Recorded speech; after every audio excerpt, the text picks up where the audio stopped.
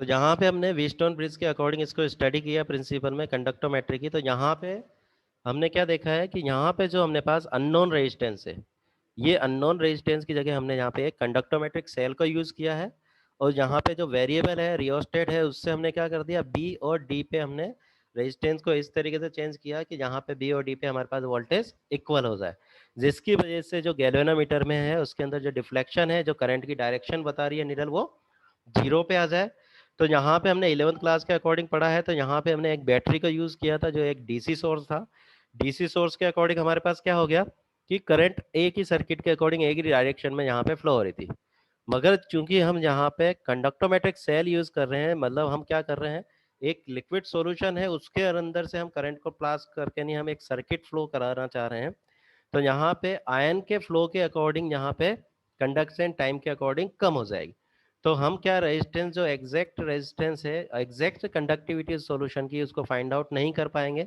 इसलिए हम यहाँ पे क्या है, बैटरी की जगह हम ऐसी सोर्स को सेलेक्ट करते हैं और ऐसी सोर्स के अकॉर्डिंग हम यहाँ पे कंडक्टेंस फाइंड आउट करते हैं। तो यहाँ पे हमने क्या कर दिया, जो हमने डायग्राम बनाया उस डायग्राम में हमने क्या कर दिया, यहाँ पे ये बैटरी की जगह हमने ऐसी सोर्स सेलेक्ट कर लिया और उसकी वजह से हमने यहाँ पे कंडक्टेंस को फाइंड आउट किया।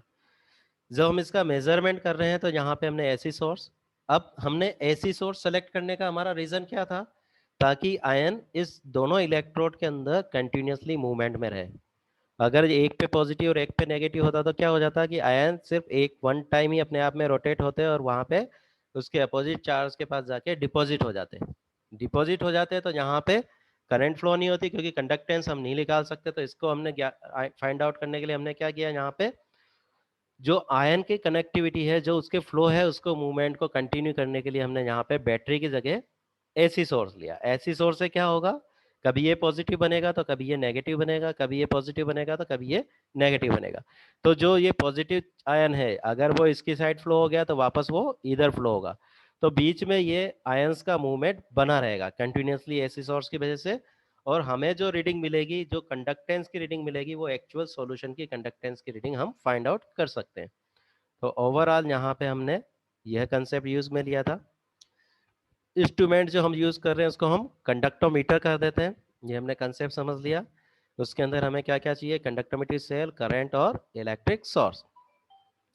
तो ओवरऑल हम क्या देखना चाह रहे थे कि आयंस का मूवमेंट बना रहे और जो इंटरफेरेंस है उसके अकॉर्डिंग भी जो इंटरफेयर है, जो इंटरफेस वहां बनेगा वहां से आराम से चार्ज वहां से फ्लो हो सके।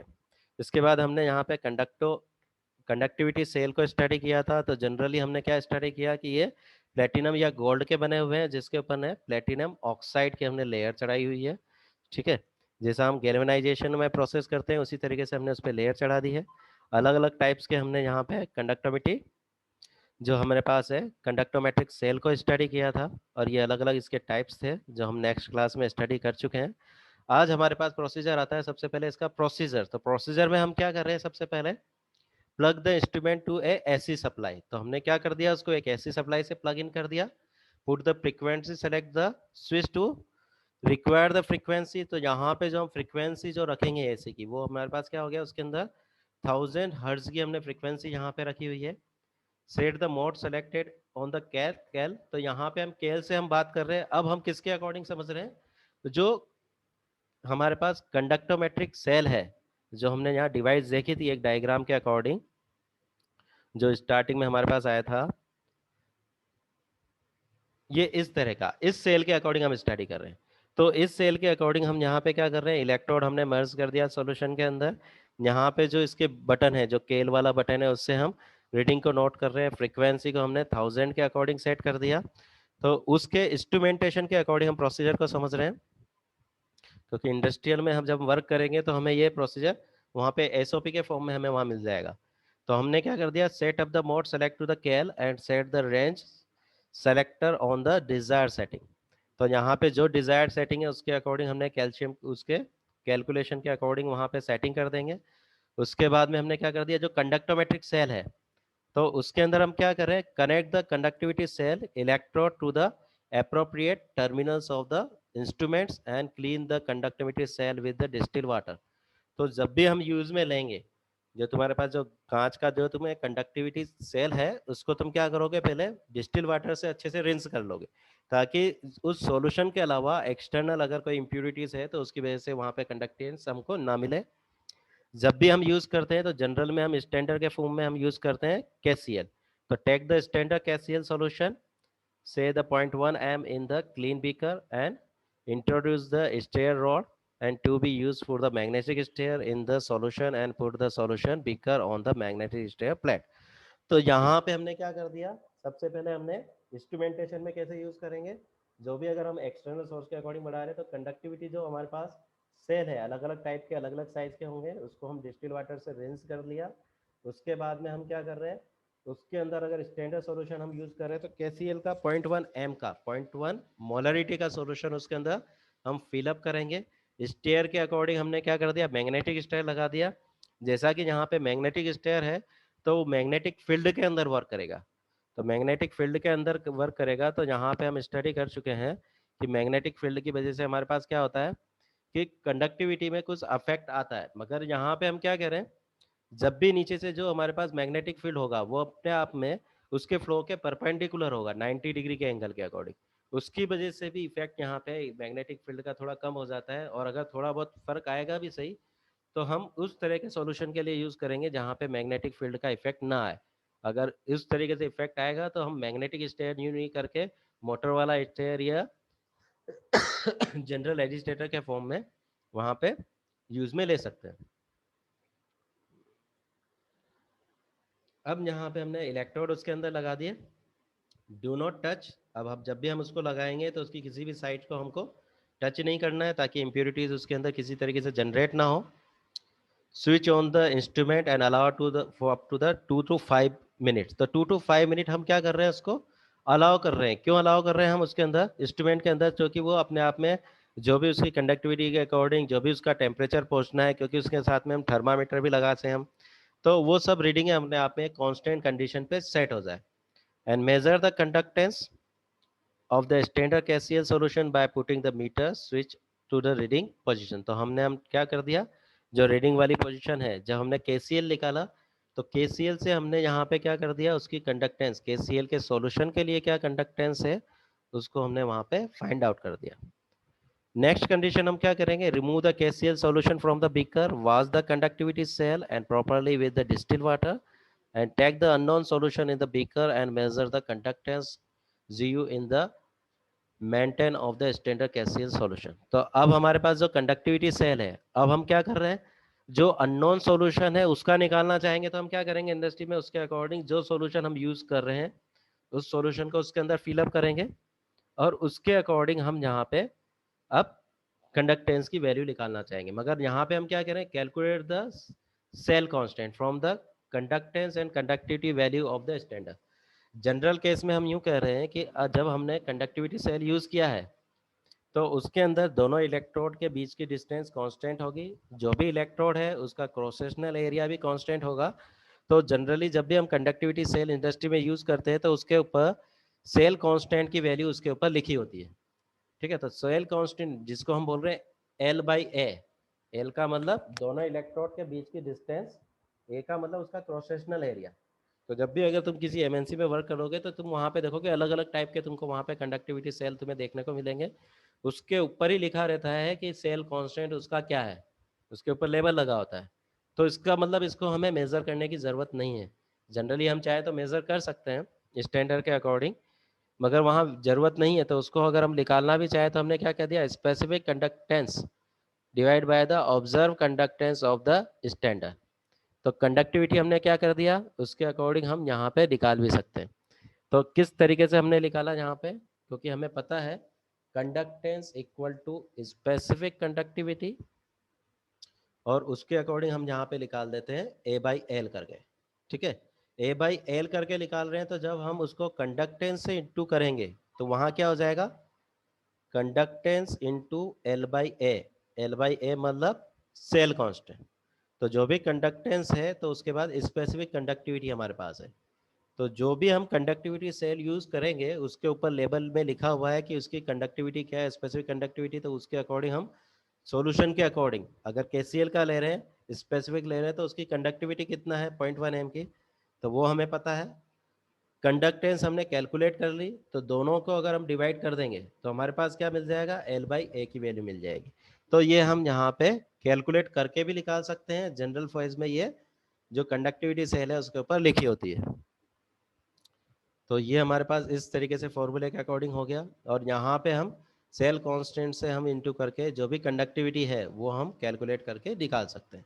तो कैलकुलेट द कंडक्टिविटी, तो हमें जब इंडस्ट्री में वर्क करना है तो वहाँ पे हमको क्या करना है, सिंपल में सॉल्यूशन कंडक्टिविटी सेल के अंदर जो अननोन वाला है उसको फिलअप करना है, और उसके अकॉर्डिंग जो कंडक्टेंस हमारे पास आ रही है उसको हमने मेजर करना है, और डायरेक्टली उसको हम सेल कांस्टेंट से मल्टीप्लाई करके उसकी कंडक्टिविटी हम यहाँ पे उसके अकॉर्डिंग निकाल सकते हैं। तो ये स्पेसिफिक कंडक्टेंस जिसको हम कंडक्टिविटी कह रहे हैं वो हमारे पास निकल जाएगी, जिसको हम कप्पा के फॉर्म में यहाँ पे कैलकुलेट कर लेते हैं। अब इसी को अगर हम टाइट्रेशन के फॉर्म में यूज कर रहे हैं तो for the titration work the value of the cell constant KCl is not required to calculate since the cell constant will remain the unchanged during the course of any given titration। तो general case में अगर हम यहाँ पे हमारा course of study के according हम देख रहे हैं तो हम क्या देखना चाह रहे हैं कि यहाँ पे हम कंडक्टिविटी सेल के साथ में टाइट्रेशन परफॉर्म करना चाह रहे हैं। तो यहाँ पे एक ओपन स्पेस होगा, ओवरऑल क्लोज है, वहां से हमारे पास जो ब्यूरेट है उसका नोजल की एंट्री वहां पे उसके अंदर हो जाएगी कंडक्टिविटी सेल के अकॉर्डिंग, और वहां से हम उसको कैलकुलेट करके रिडिक्ट करके कंडक्टेंस हर टाइट्रेशन के हर टाइम पीरियड के अकॉर्डिंग, हर जो हम ब्यूरेट से कितना हमने वॉल्यूम उसके अंदर पास आउट किया, उसकी वजह से कितना डिफ्लेक्शन हमारे पास वहां जनरेट हुआ, उसके अकॉर्डिंग वहां पे हम कंडक्टेंस को कंडक्टोमेट्रिक सेल के अकॉर्डिंग वहां कंडक्टोमीटर के अकॉर्डिंग वहां पे कैलकुलेट कर सकते हैं। तो यहाँ पे टाइट्रेशन के फॉर्म में जब हम परफॉर्म करेंगे तो सेल कांस्टेंट की वैल्यू को हम वहां पे नहीं निकालेंगे, मतलब हम L/A की वैल्यू वहां पे नहीं निकाल रहे। क्लियर? तो ये यहाँ पे हमारा टारगेट क्या है, डायरेक्टली डिजिटल फॉर्म में जो अभी मैंने ऑपरेटर्स बताया उससे हम डायरेक्टली डिजिटल फॉर्म में उसको फाइंड आउट कर सकते हैं। तो यहाँ पे ओवरऑल, तो यहाँ पे हमने क्या स्टडी किया कि कंडक्टोमीटर किस तरीके से वर्क करता है, ठीक है, और किस किस टाइप से वहाँ पे हम उसके अकॉर्डिंग वर्किंग कर सकते हैं। यहाँ पे अब नेक्स्ट इंपॉर्टेंट चीज़ हमारे पास आ रही है कि कंडक्टोमेट्रिक टाइट्रेशन क्या है। तो जैसा कि तुमने वहाँ पे एसिड बेस टाइट्रेशन तुमने स्टडी किया है, तो वहाँ पे तुम्हारे पास क्या था, एक ब्यूरेट है, नीचे तुमने कॉनिकल फ्लास्क लिया, इंडिकेटर डाला, और एंड पॉइंट पे तुमने वहाँ पे रीडिंग को वहाँ पे नोट कर लिया, और उसके अकॉर्डिंग कैलकुलेशन करके तुमने अननोन की नॉर्मलिटी या मोलरिटी को तुमने वहाँ पे कैलकुलेट करके वहाँ पे निकाल दिया। इसी तरीके से हम यहाँ पे भी स्टडी कर रहे हैं, तो यहाँ पे हमारे पास स्टडी कर रहे हैं तो यहाँ पे हमारे पास क्या हो गया बेस, उसी के अकॉर्डिंग, तो उसी के अकॉर्डिंग हम यहाँ पे क्या कर रहे हैं कि टाइट्रेशन वही है, अब उस टाइट्रेशन के अकॉर्डिंग जो हम स्टडी कर रहे हैं वो हम क्या निकाल रहे हैं कि हर टाइम पीरियड या हर वॉल्यूम के अकॉर्डिंग उसकी कंडक्टेंस के अकॉर्डिंग क्या चेंज आता है। तो जनरल फेज में जैसे हम समझे एसिड बेस टाइट्रेशन हम कर रहे थे, एसिड बेस टाइट्रेशन का बेसिक प्रिंसिपल क्या था हमारे पास, एंड पॉइंट से पहले जो इक्विवेलेंट पॉइंट आता है उस पर हमारे पास क्या हो जाता है कि ओवरऑल न्यूट्रलाइजेशन हो गया, कितना एसिड है कितना बेस है उससे ओवरऑल रिएक्ट हो गया, और एक नॉन से अननोन को हमने फाइंड आउट कर लिया। तो वैसा ही कंसेप्ट हमारे पास यहाँ है, मगर हम यहाँ पे कोई इंडिकेटर यूज नहीं कर रहे हैं, यहाँ पे हम क्या कर रहे हैं, डायरेक्टली एक कंडक्टेंस हम यूज कर रहे हैं। तो कंडक्टेंस के अकॉर्डिंग हम यहाँ पे हम ग्राफ प्लॉट कर रहे हैं, और उस ग्राफ के अकॉर्डिंग क्या होगा कि अगर हम मान लो कोई एसिड हमने यूज किया, मान लो किसी कंसेप्ट में अगर बेसिक फॉर्म में बात करूं कि तुमने किसी कंडक्टोमेट्रिक जो सेल है उसके अंदर तुमने एसिड को लिया हुआ है, और उसके ऊपर तुम क्या कर रहे हो, बेस को वहां ब्यूरेट से उसके अंदर इंसर्ट करना चाह रहे हो, यहाँ तुमने कोई इंडिकेटर नहीं डाला है। अब तुम क्या कर दिया, वही अपना सर्किट है, वहां से तुमने क्या करा, अब उसकी कंडक्टेंस को तुम नोट करोगे। तो इस कंसेप्ट में जब तुमने उसके अंदर कोई भी उसके अंदर ब्यूरेट से NaOH नहीं डाला है, मान लो नीचे तुमने HCl ले लिया है, तो वो जो कंडक्टेंस आएगी वो सबसे पहले किसकी आएगी, HCl की आएगी। अब उस HCl की कंडक्टेंस के अकॉर्डिंग यहाँ पे हमको एक पॉइंट मिल जाएगा कि इसकी कंडक्टेंस इस टाइम पीरियड पे ये है, जबकि हमने ब्यूरेट से वॉल्यूम कुछ भी नहीं लिया है, मतलब ब्यूरेट का वॉल्यूम 0 है। अब कुछ टाइम पीरियड पे हमने क्या कर दिया, ऊपर ब्यूरेट से NaOH को डालना शुरू किया कंडक्टिविटी सेल के अंदर, एजिटेटर उसके अंदर चला हुआ है, ओवरऑल AC सोर्स से हमने उसको जोड़ा हुआ है। तो यहाँ पे अब क्या होगा, अब HCl NaOH से रिएक्ट होगा कुछ अमाउंट में, और वो कुछ अमाउंट में क्या कर देगा, HCl का न्यूट्रलाइजेशन कर देगा। It's mean there is the reduction of the ions, तो आयन हमारे पास कुछ कम हो गए। अब आयन कम हो गए तो हम आयन के फ्लो से ही कंडक्टेंस निकाल रहे थे, तो ओवरऑल वहां पे क्या हो जाएगा हमारे पास, जो ग्राफ है ग्राफिकली अगर हम देखें तो यहाँ पे मान लो इस ग्राफ के अकॉर्डिंग हम स्टडी करना चाहे, मान लो पहले मैंने जो कंडक्टोमेट्रिक सेल है उसके अंदर मैंने सिर्फ HCl यूज किया है, ठीक है। अब यहाँ पे अगर अपन देख रहे हैं और NaOH हमारे पास है, ब्यूरेट से हम उसके अंदर डालते जा रहे हैं, तो जब इनिशियल केस में हम देख रहे हैं तो ऊपर ब्यूरेट से हमने कुछ भी नहीं डाला तो NaOH का वॉल्यूम 0 है। उस कंसेप्ट के अकॉर्डिंग सिर्फ HCl की वजह से कंडक्टेंस आ रही है तो वो मैक्सिमम होगी। जैसे जैसे NaOH डालते जाएंगे वैसे वैसे वहाँ पे क्या होगा, एसिड बेस टाइट्रेशन होती जाएगी, मतलब एसिड बेस न्यूट्रलाइजेशन की वजह से एसिड का न्यूट्रलाइजेशन होता जाएगा और कंडक्टेंस धीरे धीरे कम होती जाएगी। क्लियर। एक कंसेप्ट यहाँ पे वो आएगा जबकि हम क्या कहेंगे कि जो ब्यूरेट से हम NaOH डाल रहे हैं वो टोटली अपने पास HCl का न्यूट्रलाइजेशन कर चुका है।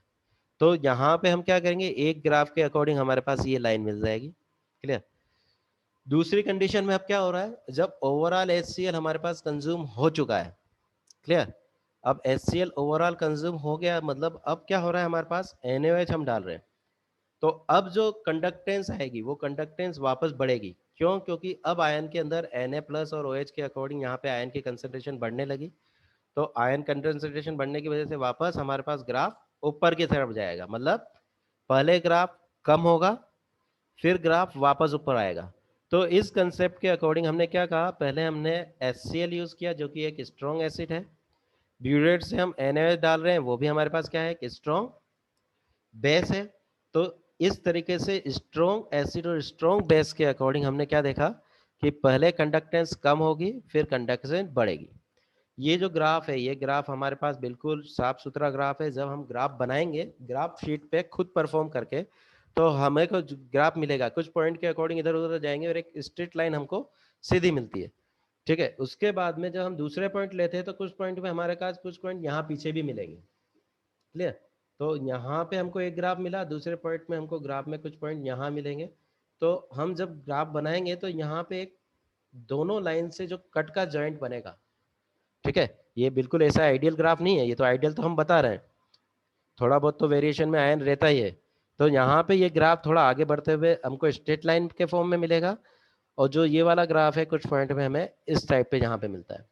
तो जहाँ पे ये दोनों लाइनें कट होती है उसको हम यहाँ पे एंड पॉइंट की तरह कंसिडर कर लेते हैं। तो ये हमारे पास बेस हो जाता है कि NaOH का कितना वॉल्यूम हमने डाला जिसकी वजह से HCl का टोटली न्यूट्रलाइजेशन हो गया। तो बाकी की सब कंसेप्ट वही है, बस कंडक्टेंस के अकॉर्डिंग हमने इसको स्टडी कर लिया।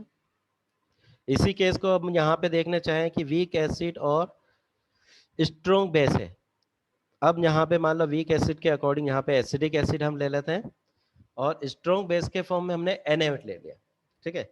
अब यहाँ पे एक बुक और है तुम्हारे पास, कुछ बुक के अंदर तुम्हारे को क्या मिलेगा कि जब तुमने उसके अंदर सॉल्यूशन के अंदर सिर्फ कंडक्टोमेट्रिक सेल के अंदर तुमने क्या डाला है, सिर्फ एसिडिक एसिड है, उस टाइम पे जनरली बुक में लिख देते हैं कि कंडक्टेंस 0 है, मगर कभी भी भले ही वीक एसिड है मगर थोड़ा तो आयनाइजेशन हो ही रहा है। तो यहाँ पे कुछ बुक के अंदर क्या मिलेगा, कंडक्टेंस के अकॉर्डिंग यहाँ पे एक स्ट्रेट लाइन दे देते हैं, ठीक है। ये हॉरिजॉन्टल लाइन बता देते हैं, क्या बता देते हैं कि जो वीक हमारे पास एसिड है उसकी वजह से कोई आयनाइजेशन नहीं हो रहा है, तो वो गलत है। आइडियल केस की हम बात कर रहे हैं कि वीक एसिड में हम आइडियल कह रहे हैं कि वहां पे कंडक्टेंस नहीं जनरेट होगा, मगर कंडक्टेंस जनरेट होगा। क्लियर। माइन्यूट होगा मगर होगा। तो यहाँ पे हमने अलग अलग कंसंट्रेशन के अकॉर्डिंग यहाँ पे देख लिया, मान लो एसिडिक एसिड हमने यूज किया 0.1 m, 0.01 m ले लिया, 0.001 m ले लिया। तो यहाँ पे देखो ये ग्राफ के अकॉर्डिंग कंडक्टेंस यहाँ पे जनरेट हो रही है। क्लियर। अब हम इसके अंदर बीकर से हम अगर ऊपर बीकर से क्या हो, ब्यूरेट से हम ऊपर से जब हम NaOH डाल रहे हैं तो ओवरऑल अब यहाँ पे न्यूट्रलाइजेशन स्टार्ट होगा, आयनाइजेशन फास्ट हो जाएगा, किसका, जो वीक एसिड का उसका आयनाइजेशन फास्ट हो जाएगा। कब फास्ट होगा, जब हम उसके अंदर स्ट्रॉन्ग बेस ब्यूरेट से उसके अंदर डालेंगे। पहली कंडीशन क्या थी, एसिडिक एसिड है, वीक है, तो उसके अकॉर्डिंग कंडक्टेंस की वैल्यू होगी मगर वो थोड़ी कम होगी।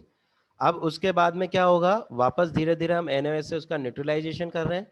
जब हम NaOH डालेंगे तो NaOH की वजह से क्या होगा, ओवरऑल यहाँ पे जो NaOH है तो वो एसिडिक एसिड से रिएक्ट करेगा, तो सोडियम एसीटेट वहां पे बनेगा और हमारे पास H+ आयन मिलेगा और OH- हमारे पास है, H+ आयन है, उसकी मोबिलिटी फास्ट है, इसका मतलब कुछ ना कुछ हमको कंडक्टेंस वहाँ देखने को मिलेगी।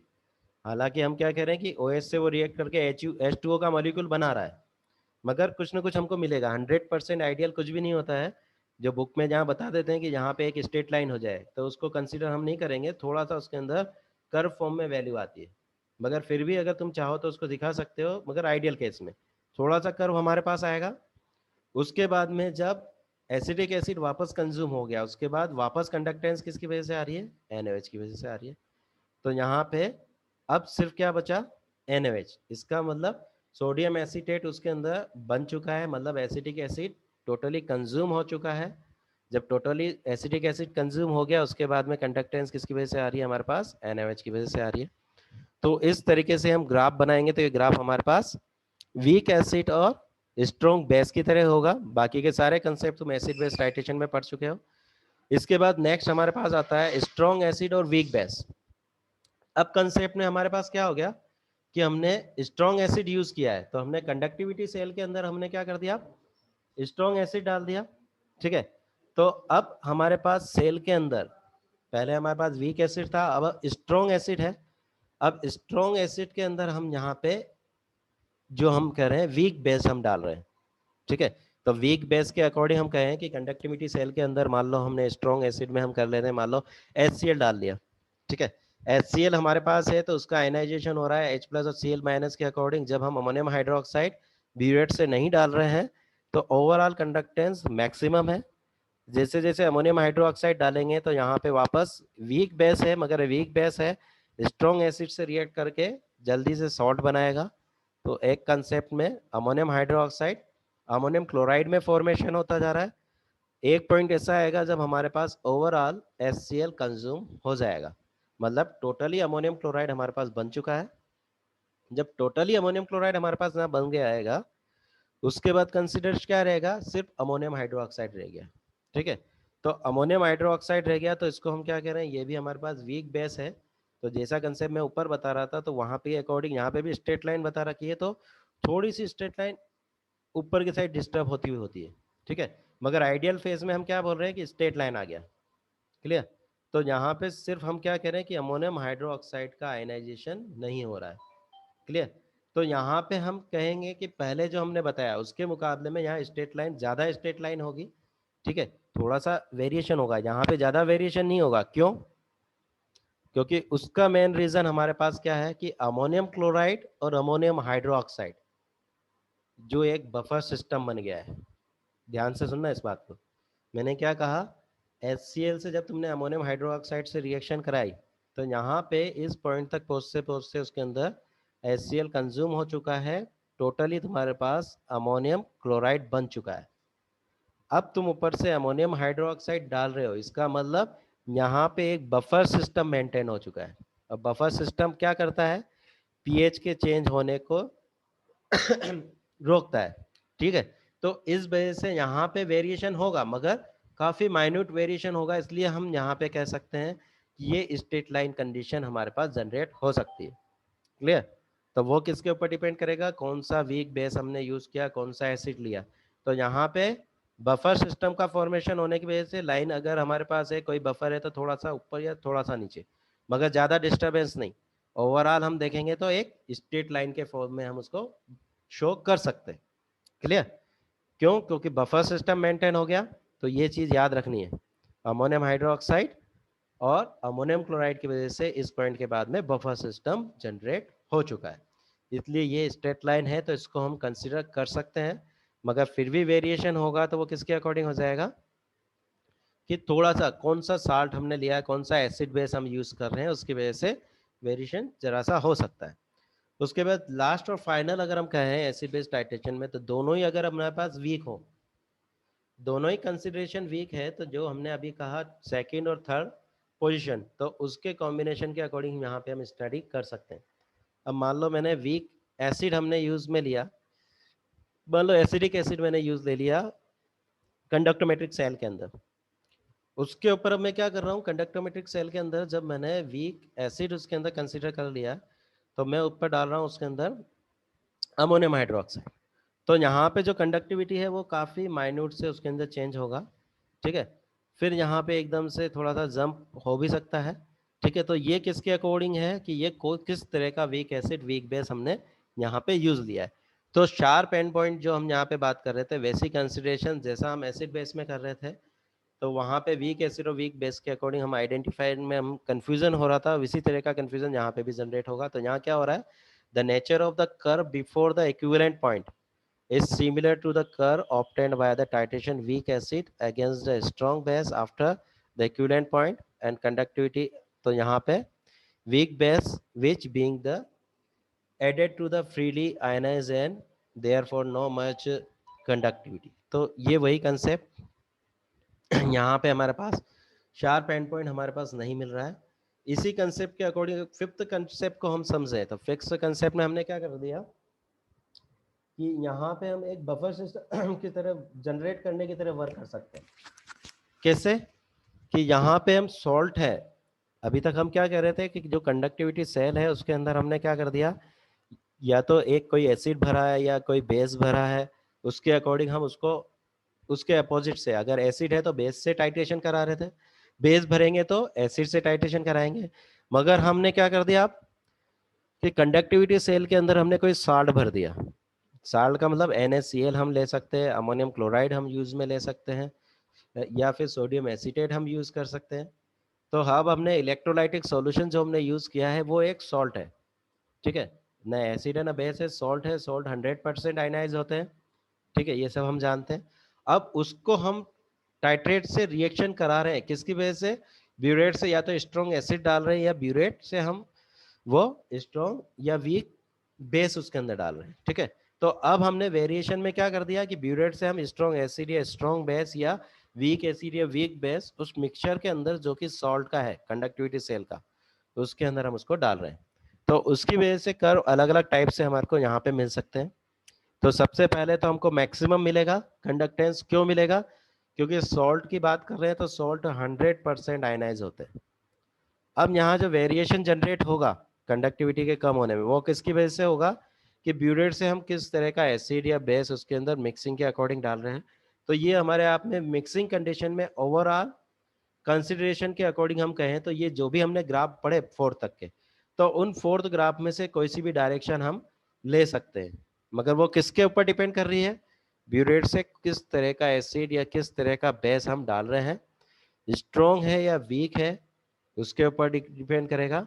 तो उसके अकॉर्डिंग ग्राफ का मॉडिफिकेशन किधर होगा ये हमें वहां पे पता पड़ जाएगा।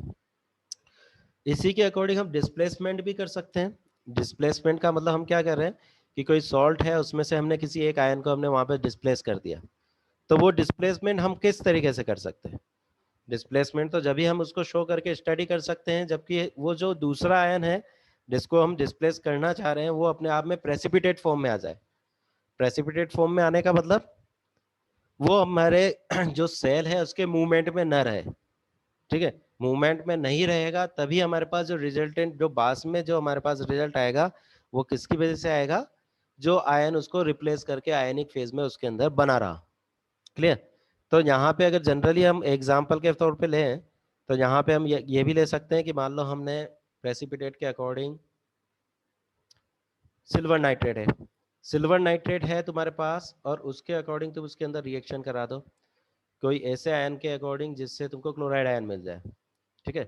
तो तुम यहाँ पे एक साल्ट को दूसरे साल्ट से डिस्प्लेस करा रहे हो, मतलब यहाँ पे तुमने सिल्वर नाइट्रेट के अकॉर्डिंग तुमने सॉल्ट लिया, ठीक है, कंडक्टिविटी सेल के अंदर, ऊपर से ब्यूरेट से भी तुमने मान लो पोटेशियम क्लोराइड तुमने उसके अंदर डाल दिया या सोडियम क्लोराइड तुमने उसके अंदर डाल दिया सॉल्यूशन के फॉर्म में। तो यहाँ पे हमारे पास क्या हो रहा है, पहले Na+ और नाइट्रेट हमारे पास आयन फेज में है कंडक्टिविटी सेल के अंदर, ब्यूरेट से हमने क्या डाल दिया NaCl डाला, तो Na+ और Cl- आयन हमको यहाँ पे मिल जाएंगे सेल के अंदर।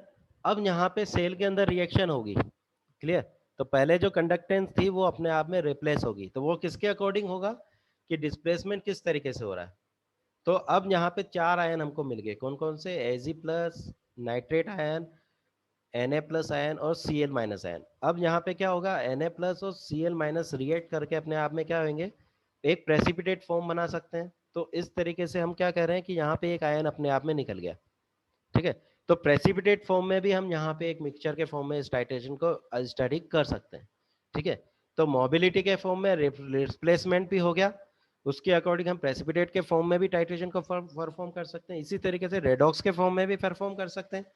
रेडॉक्स के फॉर्म में कैसे परफॉर्म कर सकते हैं, क्योंकि यहाँ पे चेंजेस किसके अकॉर्डिंग होता है, उस रिएक्शन के अंदर कितने नंबर ऑफ इलेक्ट्रॉन वहां पे फ्लो में गए, ठीक है।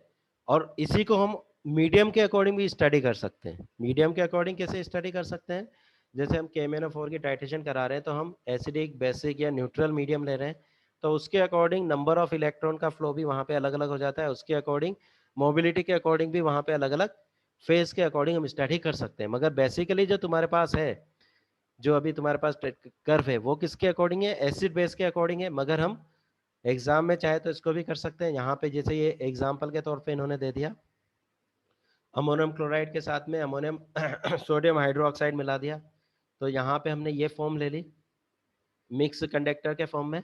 तो यहाँ पे ये एक सॉल्ट है, उस सॉल्ट के अंदर हमने NaOH डाल दिया, तो ये भी हमारे पास एक कर्व आ जाएगा। दूसरी फेज में हमने सोडियम एसिटेट ले लिया और उसको हमने HCl से टाइट्रेट करा दिया, तो ये भी कर्व आ जाएगा। क्लियर। इसी को हम यहाँ पे एक और देखें प्रेसिपिटेट के फॉर्म में, तो जैसे हम सोचते जाएंगे रिएक्शन के टाइप, उसी के अकॉर्डिंग हम सिर्फ कुछ नहीं करना है, ज्यादा क्या करना है, सॉल्ट को हमने कंडक्टिविटी सेल के अंदर डालना है, जिससे रिएक्शन कराना है उससे ब्यूरेट के अंदर डालना है, कंडक्टोमीटर से रीडिंग लेके ग्राफ के अंदर पॉइंट जनरेट करने हैं, किसके अकॉर्डिंग, ब्यूरेट से कितना वॉल्यूम हमने कंज्यूम किया। तो यहाँ जितने भी ग्राफ है, ब्यूरेट की रीडिंग, कंडक्टिविटी सेल की रीडिंग, और जो पॉइंट आ जाएंगे उसके अकॉर्डिंग यहाँ पे हम इंडस्ट्री कर लेंगे, और दोनों ग्राफ का जो प्रोसेशनल आएगा उससे हम एंड पॉइंट निकाल लेंगे। बाकी का सारा कंसेप्ट हम वैसे ही लगाएंगे जो हम एसिड बेस के अकॉर्डिंग हम यहाँ पे सॉल्ट के फॉर्म में लगाते हैं। तो इस तरीके से हमने यहाँ पे कंडक्टोमेट्रिक टाइट्रेशन के अकॉर्ड को किस तरीके से परफॉर्म करते हैं उसको हमने यहाँ पे स्टडी कर लिया है।